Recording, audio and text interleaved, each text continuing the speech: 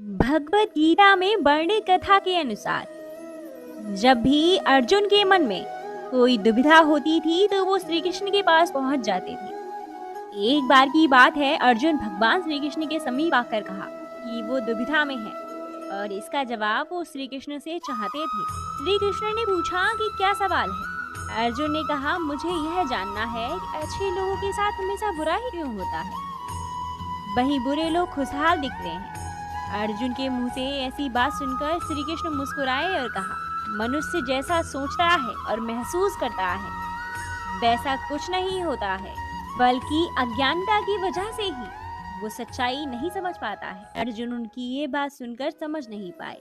इसके बाद श्री कृष्ण ने कहा, पार्थ, मैं तुम्हें एक कथा सुनाता हूँ, उसे सुनकर तुम समझ जाओगे कि हर प्राणी को उसके कर्म के हिसाब से ही फल मिलता है। प्रकृति हर किसी को अपनी राह चुनने का मौका देती है। अब वो मनुष्य की इच्छा पर निर्भर करता है कि उसे धर्म की राह चुननी है या अधर्म की। कथा शुरू करते हुए श्री कृष्ण ने कहा, एक नगर में दो पुरुष रहा करते थे। एक पुरुष व्यापारी था जिसके जीवन में धर्म की बहुत महत्व थी। वो पूजा पाठ में यकीन रखता था। वो हर रोज मंदिर जाता था और दान धर्म भी किया करता था और हर रोज भगवान की पूजा करता था। वहीं दूसरा पुरुष बिल्कुल विपरीत था। वो हर रोज मंदिर तो जाता था लेकिन पूजा करने नहीं, बल्कि मंदिर के बाहर से जूते चप्पल चुराने। उसे दान और धर्म से कोई लेना देना नहीं था। समय बीतता गया और एक दिन बहुत जोर की बारिश हो रही थी। इस वजह से मंदिर में पुजारी के अलावा कोई नहीं था। ये बात जब दूसरे पुरुष को पता लगी तो उसने कहा कि ये सही मौका है मंदिर का धन चुराने का।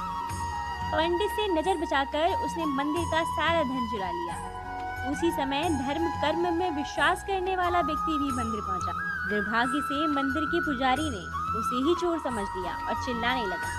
वहां लोग एकत्र हो गए और उसे बहुत मारा।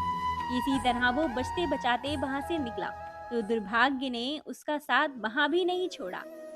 मंदिर के बाहर वो एक गाड़ी से टकरा गया और घायल हो गया। फिर वो व्यापारी लंगड़ाते हुए घर आने लगा तो रास्ते में उसकी मुलाकात उस पुरुष से हुई जिसने मंदिर से धन चुराया था। उसने कहा, आज तो मेरी किस्मत चमक गई, एक साथ इतना सारा धन मिल गया। ये सब देखकर उसे बहुत बुरा लगा और उसने अपने घर से भगवान की सारी तस्वीरें निकाल दी।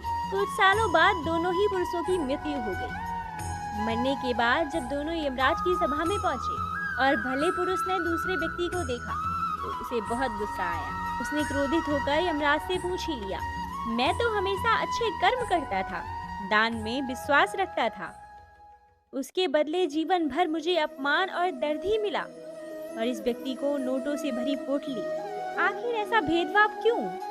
इस पर यमराज ने कहा, पुत्र, तुम गलत समझ रहे हो। जिस दिन तुम्हारी गाड़ी से टक्कर हुई थी वो दिन तुम्हारे जीवन का आखिरी दिन था, परंतु तुम्हारे अच्छे कर्मों की वजह से तुम्हारी मौत सिर्फ एक छोटी सी चोट में बदल गई। तुम इस दुष्ट व्यक्ति के बारे में जानना चाहते हो?